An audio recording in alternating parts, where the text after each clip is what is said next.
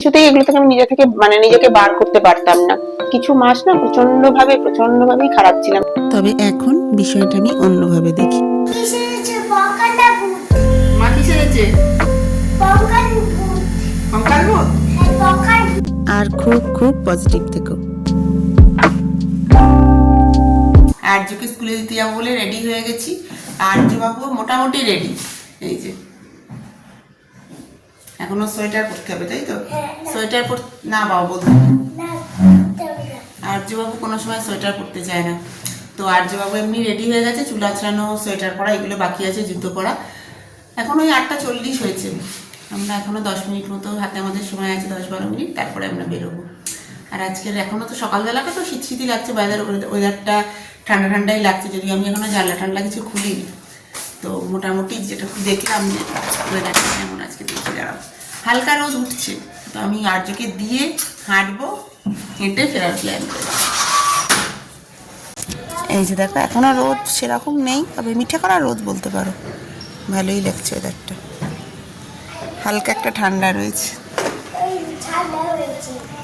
মিঠে করা রোদ এটা বাবা, মিঠে করা রোদ। চলো বাবা, দেরি হয়ে যাচ্ছে, চলো নিচে চলো, নিচে চলো, দেরি হয়ে যাচ্ছে, চলো।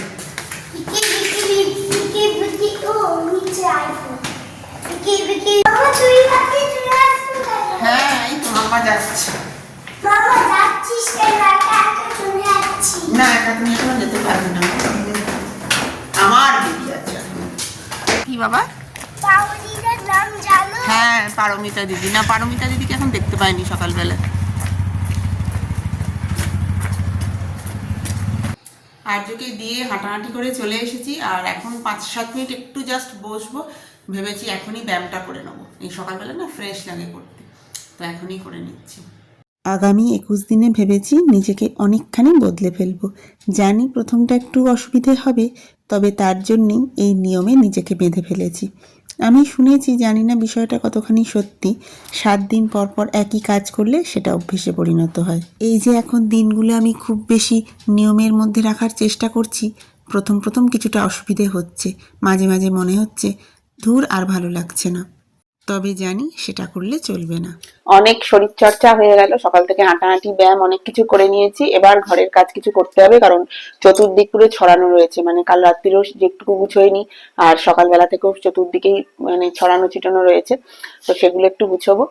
তবে এই শরীর চর্চাটা করে বা হেঁটে না ভীষণ ফ্রেশ লাগে, এনার্জি পাওয়া যায়, সকালবেলায় কাজে বেশ অনেকটা এনার্জি পাওয়া যায়। আমি 7 দিন, গত বৃহস্পতিবার থেকে স্টার্ট করেছি, আজকে শুক্রবার, 8 দিনই ধরো।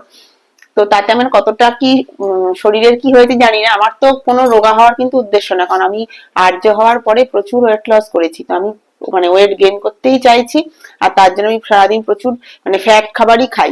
কিন্তু আমার একটা ছোট্ট মতো একটা ভুঁড়ি হয়ে গেছে, যেটা একদম বাজে লাগছে, যেটা মানে বেবি হওয়ার পরে, সিজারের পরে সবারই হয়। তো সেইটার জন্য আমি ব্যায়াম করছি, আর ফিট থাকাটাই সবচেয়ে ইম্পর্টেন্ট এখন। তো যাই হোক, এগুলো করে, আর এটার জন্য না মানে মাঝে আমি ভীষণ, আমার সবসময় না একটা ডিপ্রেসড লাগতো, একদম মন বসে থাকতো, কোনো কাজ করতে ইচ্ছে করতো না, মানে মুখে একটু ক্রিম মাখবো সেটাও ইচ্ছে করতো না, রাত্রে চুল না বেঁধেই শুয়ে পড়তাম, এরকম হতো। তোমরা দেখবে লাস্ট কয়েকটা ব্লগও আমি খুব একটা ভালো করে দিইনি, মানে দুর্গাপুজোর ব্লগ আমি সেরকম দিইনি, ছোট ছোট একটু ক্লিপ নিয়েছি। আর্যর জন্মদিন আমি কত কিছু করি, আর্যর জন্মদিনে আমি কিন্তু খুব বেশি কিছু ব্লগ করিনি, এবং আর্যর জন্মদিনেও যে খুব আমি করে মানে ভালো করে করতে পেরেছি তা না, মানে মনটা সবসময় না আমার একটা কিরকম যেন হয়ে থাকতো। তো কিছুতেই এগুলো থেকে আমি নিজেকে বার করতে পারতাম না। আর কাজে মানে প্রচুর কাজ, সময় নেই বাচ্চাদেরকে, এগুলো একটা আমরা না এক্সকিউজ দিই। অত কাজ থাকে না যে নিজের জন্য সারাদিনে 8 ঘন্টা বার করা যায় না, মানে আমার অন্তত সেটা মনে হয়। তো রাত্রিরে হয়তো আর ইচ্ছে করলো না, ধুর আবার চুল বাঁধবো, শুয়ে পড়লাম। তো 5 মিনিট ঠিক লাগে, বা একটু মুখটা ফেস ওয়াশ দিয়ে ধুয়ে একটা ক্রিম মেখে শুতে আরো 3 মিনিট লাগবে। তো মানে এই সারাদিনে 30 মিনিট দেয়া যায়, আমরা মানে যখন মন থেকে ইচ্ছা করে না তখন কাজের দোহাই দিই। আর এইটা আমি এখন লাস্ট এতে পর্যায়ে এসে বুঝলাম যে নিজে ভালো না থাকলে চারপাশের মানুষগুলোকেও ভালো রাখা যায় না, মানে সেই জন্য নিজেকে ভালোবাসাটাও খুব জরুরি। তো চলো, অনেক জ্ঞান দিয়ে দিয়েছি, জ্ঞানের কথা বলেছি। আসলে লাস্ট কিছু মাস না প্রচন্ডভাবেই খারাপ ছিলাম, তার জন্য দেখবে আমি ব্লগও বানাইনি। রান্নার ভিডিও, রান্নার চ্যানেলটা যারা তোমরা ফলো করো দেখবে, রান্নার ভিডিও দিয়েছি, কিন্তু সামনে এসে যে কথা বলবো, ভিডিও করবো সেরকম, মানে কলকাতায় গেলাম ওই একটা দুটো ভিডিও করেছি, সেভাবে করিনি। তো যাই হোক, এখন মনে হচ্ছিল নিজেকে একটু এগুলো থেকে বার করা দরকার। মানে নিজের মনের ডাক্তার নিজেকেই হতে হবে। নিজেই আমার ভালো লাগছে না, আমার মন খারাপ, সারাদিন কিছু ভালো লাগছে না, কিছু হলো না, এটা যত ভাববে ওইটা আরো তোমার মনের মধ্যে তত চেপে বসবে, এটা আমার মনে হয়। তো চলো, এখন অনেক জ্ঞান দিয়েছি, এবার ঝটপট ঘর বাড়ির কাজকর্ম করি। এই ঘরটা হয়ে গেল, বিছানার চাদর টাদর আজকে সব পাল্টে দিয়েছি। তো এই ঘর পরিষ্কার হয়ে গেছে, এবার ও ঘরে যাই। আজকে ও ঘরটাই সাংঘাতিক হয়ে আছে। কালকে আর্য সোয়েটারগুলো কেটেছিলাম, শুকিয়ে গেছে, একটু স্যাঁতস্যাঁতে মতো ছিল বলে রাত্রির এখানেই দিয়ে রেখেছিলাম। তো এখন পুরোপুরি হয়ে গেছে, তুলে দিই। এই ঘরটা আজকে তেমন কিছু ছিল না, ওই ঘরটাই আজকে সাংঘাতিক হয়ে আছে। তো চলো ঘরটা পরিষ্কার করতে যাই। এইগুলো কালকে সব শুকিয়ে গিয়েছিল, কিন্তু একটু কিরম মানে ভাঁজ করে তোলার আগে কিরম একটু লাগছিল স্যাঁতস্যাঁতে মতো, মানে স্যাঁতস্যাঁতেও না, মানে একটু ঠান্ডা ঠান্ডা মতো লাগছিল, তো সেই জন্য এখানে দিয়ে রেখেছিলাম। চলো, এই ঘরটা গুছোতে গুছোতে অনেকটা সময় চলে গেল। আসলে ঘর গুছোতে শুরু করলে না, তখন মনে হয় যে ভালো করেই করি। তো এই জানলাটা সব নামিয়ে ভালো করে পরিষ্কার করলাম। আর বিছানার ওপর জামাগুলো আসলে ভাঁজ করতে হবে, ঘরটা মুছবে মমতাদি, সেই জন্য চেয়ারটাকে ওর উপর তুলে দিয়েছি। আর আরও একটা কাজ করতে অনেকটা সময় লাগলো, সেটা হচ্ছে এই জায়গাটা। এই জায়গাটা পুরো আমি এখন সব নামিয়ে ঢেলে ভালো করে পরিষ্কার করলাম। তো এই এত কিছু করলাম বলে অনেকটা সময় লাগলো, ঘর গুছতে গুছতেই আজকে অনেকটা সময় চলে গেল। তো যাই হোক, এই কদিন আসলে রান্নাবান্নার সেরকম চাপ নেই। তো এখন আমি আর্যকে আনতে যাচ্ছি, ওখানে আমি নিজেও ব্রেকফাস্ট করলাম, করে আর্যকে আনতে যাচ্ছি। চলো বেটা, চলো, হয়ে গেছে, চলো চলে এসো বাবা, দেরি হয়ে যাবে, শোনা খিদে পেয়ে যাবে, তোমার তোমার খিদে পেয়ে যাবে। টিফিনটা খেয়েছো? টিফিন খেয়েছো? ওই দেখি, আমি ব্যাগ খুলে দেখবো কি ছিল তোমার টিফিনে, বলো তো আজকে।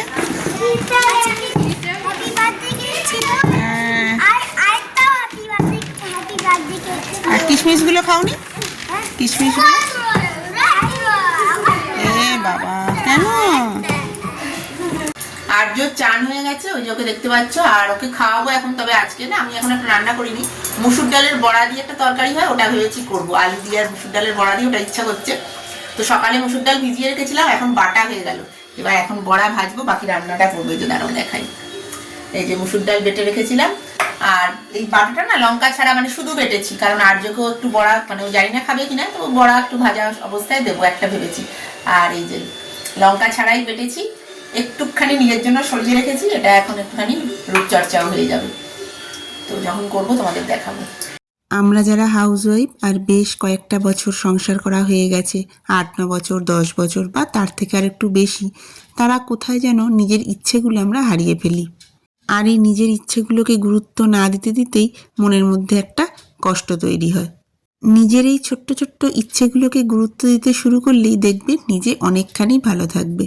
এই এখন যেমন আমি বড়ার তরকারিটা করছি, এই রান্নাটা অন্যান্য রান্নার থেকে একটু খাটুনি আছে। প্রথমে ডাল ভিজিয়ে রেখেছিলাম, সেটাকে বেটে এখন রেডি করছি বড়া করার জন্য। এরপরে এটার ঝোল করব। তবে আগে হলে শাশ্বত যখন অফিস ট্যুরে থাকে, তখন আমি আর্যবাবুর ঝোল বা ডাল যেটা হবে সেটা দিয়ে ভাত খেয়ে নিতাম। কিন্তু আজকে ভেবেছি না, এটা আমার খেতে ইচ্ছে করছে, আজ আমি এটাই বানিয়ে খাবো। বাড়িতেই সব জিনিসপত্র আছে, বানাতে 15 মিনিট 20 মিনিট আধ ঘন্টা লাগবে বড়জোর, অথচ ভাত খাওয়ার সময় বেশ একটা পছন্দের খাবার পাওয়া যাবে। আর এরকম এই ছোট্ট ছোট্ট ইচ্ছেগুলোকে গুরুত্ব দিলেই অনেকখানি ভালো থাকা যায়। আর এটা আমি বুঝে গেছি, নিজের মন ভালো থাকলে নিজে তো ভালো থাকাই যায়, চারপাশের মানুষগুলোকেও ভালো রাখা যায়। এই কয়েক মাস আগে হলেও বিষয়টা আমি এইভাবে ভাবতাম, ইস আজকে ওই রান্নাটা এত খেতে ইচ্ছে হচ্ছে, যদি একটু কেউ বানিয়ে দিত। অথবা রান্না করার সময় ভাবতাম, ধুর শাশ্বত তো এটা ভালোবাসে না, এটা আর বানিয়ে কাজ নেই। কিন্তু এখন বিষয়টা আমি অন্যভাবে দেখি, আমার যখন পছন্দ হচ্ছে আর বাড়িতে যখন সব জিনিসপত্র আছেই, তখন নিজের জন্য এটুকু করাই যায়। আর দেখো, তোমাদের সাথে গল্প করতে করতে, মানে ওই আমার মনের কিছু কথা শেয়ার করতে করতে বড়াগুলো ভাজা হয়ে গেল। এবার আলুগুলো ভেজে নিচ্ছি। তবে জানো তো, রান্নাটা করতে গিয়ে দেখছি আদা নেই। আদাটা যে একেবারে শেষ হয়ে গেছে খেয়ালই নেই। আসলে শাশ্বত বাজার করে, এবারে আমি করছি, সব কিছু আর গুছিয়ে খেয়াল করে আনা হয়নি। যাই হোক, ভাবলাম কি করবো, একটু রসুন ফোড়ন দিয়ে দিলাম। জানি না এই নিরামিষ বড়ার তরকারিটাই ভালো লাগে, রসুন ফোড়নে কীরকম লাগবে। যাই হোক, দেখো জল ঢেলে দিলাম, এবার ঢাকা দিয়ে রেখে দেবো, আলুগুলো সেদ্ধ হয়ে যাবে। আদা আর জিরে বাটার গন্ধটাই এতে বেশি ভালো লাগে। দেখা যাক কি হয়। রান্না এখনো কমপ্লিট হয়নি। আলুগুলো ভেজে জল ঢেলে দিলাম, সেদ্ধ হোক, মানে ফুটে উঠলে বড়াগুলো দেবো। হ্যাঁ, আর আর্যবাবুকে এর মধ্যে আমি খাইয়েও দিয়েছি। আর আর্যবাবুকে এখন বলেছি দুটো বড়া দিয়ে বসিয়েছি, ও বড়াগুলো খাচ্ছে। তো পুচকি পুচকি ওর জন্য দুটো ছোট ছোট করে দিয়েছি, বলেছি বেবি বড়া এগুলো। তো ওকে দুটো দিয়ে বসিয়েছি, আমি চলো চর্চাটা করে নিই, ততক্ষণে ঝোলটা হয়ে যাবে, কমপ্লিট হবে, তারপরে চানে যাবো। 2 চামচ মতো মুসুর ডাল বাটা নিয়েছি, আর ছোট চামচের 1 চামচ মধু আর একটু দই দিলাম। সবটা ভালো করে মিশিয়ে নিচ্ছি। তবে মুখে মাখার জন্য মসুর ডাল যখন বাটবে একেবারে মিহি করে বাটবে। বেশি দানা দানা ভাব থাকলে মুখে কিন্তু দাগ পড়ে যেতে পারে। মুসুর ডাল কিন্তু ভীষণ ভালো স্ক্রাবারের কাজ করে। মধু দিলাম আর সাথে একটু টক দই দিয়েছি, ট্যানটাও চলে যাবে। এবার হালকা হাতে রাব করে নেব। মিনিট 2 এটাকে এইভাবে স্ক্রাব করে নেবো হালকা হাতে। এরপর এই পেস্টটাই না মোটা করে আমি সারা মুখে লাগিয়ে রাখবো, তাহলে এটা প্যাকেরও কাজ করবে। তারপরে আরও 10-15 মিনিট রেখে দেবো, তারপর মুখ ধোবো। তবে আমি না একেবারে ড্রাই করব না, এখন শীতকাল তো, মুখটা যদি একেবারে ড্রাই করি ভীষণ টান টান হয়ে যাবে, সেক্ষেত্রে কিন্তু বলিরেখা আসতে পারে। 10 মিনিট রাখবো, শীতকাল তো ওতেই শুকিয়ে যাবে, তারপরে ধুয়ে ফেলবো। একেবারে খটখটে টান টান ড্রাই করার কোনো দরকার নেই। 2-3 মিনিট স্ক্রাব করে নেওয়ার পরে বাকি যেটুকু প্যাক ছিল পুরোটা দেখো মুখে ভালো করে লাগিয়ে নিয়েছি। গুড্ডু মাম্মাকে দেখ, আমি কি সেরেছে বকাটা ভূত। মা কি সেরেছে? বকার ভূত। কঙ্কাল ভূত। হ্যাঁ, বকার ভূত। মা মুখটা সুন্দর হচ্ছে, মা সুন্দর হচ্ছে। মা ভূতটা সুন্দর হচ্ছে। মা ভূত, মা ভূত হয়ে গেছে। মা ভূত। আর এই হচ্ছে আমার বড়ার তরকারির ফাইনাল লুক। দেখো মুখ একদম পরিষ্কার করে নিয়েছি, চানি করে নিলাম। আর আমি না মুখটা ধোয়ার পরে সাবান তো দিইনি, যেহেতু ওটা ভালো করে ধুয়ে নিলাম। আর চান করে উঠে প্রথমে গোলাপ জল লাগালাম, পরে একটু ময়েশ্চারাইজার লাগিয়েছি, ব্যাস। আর ঠোঁটে একটু লিপ বাম, ব্যাস, আর কিচ্ছু করিনি। দেখো গ্লো করছে কি, এটা ভীষণ ভালো। আমার ভুল হলো, এটার মধ্যে একটা ভিটামিন ই ক্যাপসুল দিয়ে দিলে আরো ভালো হতো। শীতকালে তো ওটা দিলেই হতো, আমার খেয়াল নেই, পরে মনে হচ্ছে। তো দেখো আমার তো ভালোই মনে হচ্ছে, অনেক সফট হয়ে যায় এটা। আর মুসুর ডালটা যদি আমি খুব মিহি করে বাটি, মানে এটা খুব মিহি করেই বাটবে একদম, তাহলে স্ক্রাবারেরও কাজ করে এটা, ট্যান রিমুভ করতে সাহায্য করে। আমি দই দিয়েছি, ভালো লাগছে। পুজো করে খাবার নিয়ে বসে পড়েছি আজকে। তবে আর্যবাবু এখনো ঘুমোয়নি, আর্যবাবুর এই যে খেলা চলছে। কি করছো বাবা? আর্যবাবুর খেলা চলছে। আর্যবাবুর খেলা চলছে। আমি কি চাচ্ছি? তুমি খেলছো। আগের দিন যে বেগুনের প্রিপারেশনটা করেছিলাম সেটা নিয়েছি, আর বড়ার তরকারিটা নিয়েছি। এই বেগুনটাও না ভীষণ ভালো হয়েছিল, প্রথম পাতে দারুণ লাগছে। বেসনের ফ্লেভারটাও না খুব সুন্দর এসেছে। আর্যবাবুর ছোটবেলার প্যারাম্বুলেটারটা আজকে ও নিয়ে এখন খেলছে। ওটার মধ্যে ও সমস্ত জিনিসপত্র তুলে ওটাকে গাড়ি গাড়ি করে খেলছে। ও একটু নিজের মতো খেলুক, আর আমি খাওয়াটা শেষ করে নিই। এখন শীত তো, এই শীতের সময় এত ছোটবেলা, মানে 5টার মধ্যেই অন্ধকার হয়ে যায়। তো এখন 5:10 ঠিক বাজে। তো এখন আর্য প্রচুর ঘুমোলো, ঘুমিয়েই জাস্ট উঠেছে। তো এখন ওকে খাওয়াবো, রেডি হবে, তারপরে বেরোবো। বেরোতে বেরোতে আরও বেশ খানিকটাই সময়, সন্ধে হয়ে যাবে।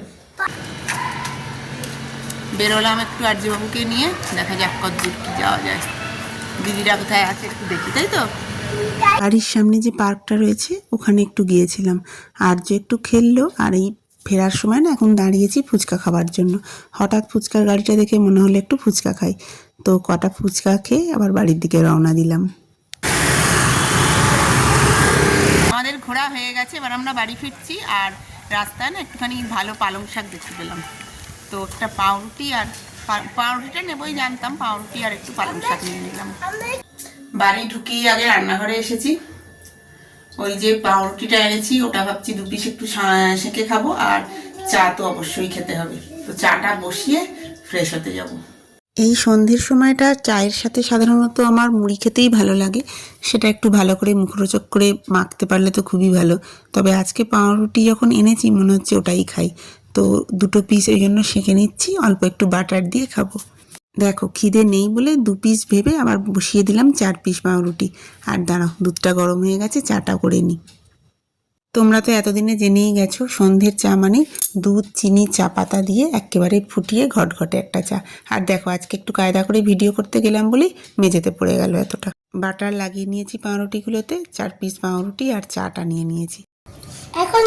এখন আমি খাচ্ছি, এখন খেতে বসেছি। এখন আমি ওইদিকে ট্রেনগুলো খেলছি আর হবে পাটা সরাও। আর যখন খাচ্ছে আর যখন তারপরে খেলবে, তাই তো? আগে কিন্তু এই চায়ের নেশা ছিল না, ইনফ্যাক্ট এরকম চা খেতে জানতামই না, মানে ভালোই লাগতো না আর কি। কিন্তু এই চা খাওয়াটা আমি এই জামশেদপুরে এসেই শিখেছি আর কি। তার আগে মানে আগে তো খাইনি, বিয়ের পরেও চায়ের নেশা ছিল না। এই জামশেদপুরে না খুব ওই ঘন এই ঘটঘটে চা, যেটা আর কি দুধ চা, চিনি দিয়ে ফোটানো চাটা বিক্রি হয়। আর ওই আমরা ছুটির দিনে বেরোতাম, চলো খাই চলো। তখন এখানে না একটা বেশ বড় চায়ের দোকান আছে, বাবাকা চায়। ওই চার দোকানটা ঘন দুধ চা ঘটঘটে করে, বেশ বিখ্যাত। তো ওইটাই রবিবার বিকেলবেলা বেরিয়ে খেয়ে বা ছুটির দিন কোনোদিন সকালে বেরোলে গিয়ে খেয়ে নেশা হতে ব্যাস এবার বাড়িতেও ধরে নিয়েছি। এখন একটু পড়াশোনা করতে বসেছি আমরা, আর বাবুর স্কুলের হোমওয়ার্ক হচ্ছে।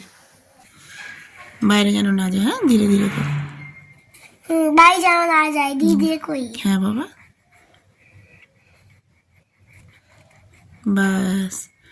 ওকে ওকে ওকে।